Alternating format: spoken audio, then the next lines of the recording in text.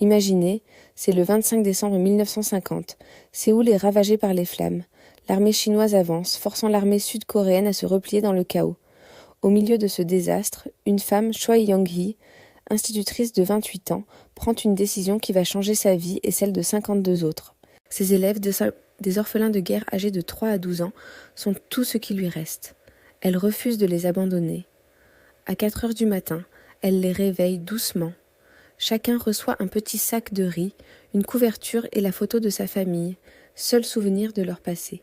Choi Young-hee, elle, place 3 bébés dans un panier sur son dos. Puis, elle noue une longue corde blanche autour de sa taille.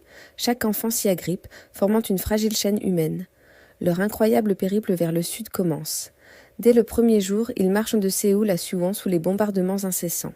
Le 5e jour, ils doivent traverser le fleuve Han, gelé mais fragile. La glace se brise sous leurs pieds. L'eau glaciale monte et 3 enfants tombent.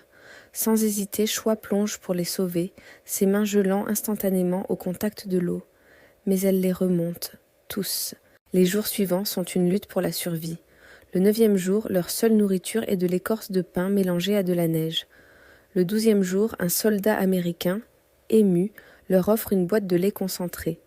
Choi la divise méticuleusement en 52 parts égales. La route est macabre. Ils croisent des cadavres gelés sur le bord du chemin. Choi couvre les yeux des plus jeunes pour leur épargner cette vision d'horreur. Enfin, après 18 jours de marche exténuante, la ville de Busan apparaît à l'horizon.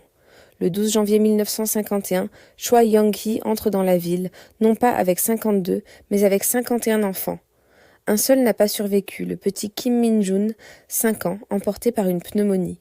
À l'orphelinat, une infirmière stupéfaite lui demande « Mais comment avez-vous fait ?»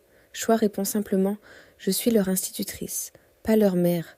Mais ce jour-là, j'ai choisi d'être les deux. » Chaque soir, durant leur voyage, elle avait noté les noms des enfants dans un petit carnet pour ne jamais les oublier. Ce carnet est aujourd'hui exposé au musée de la guerre de Corée. 43 des survivants furent adoptés, mais 8 restèrent auprès d'elle. En 2020, l'un d'eux, Park Ji-hoon, devenu un cardiologue respecté, lui rend visite à 88 ans, avec un panier de cerises. Choi Young-hee s'est éteinte en 2022 à l'âge de 100 ans. À ses funérailles, 47 des 51 enfants qu'elle avait sauvés étaient présents.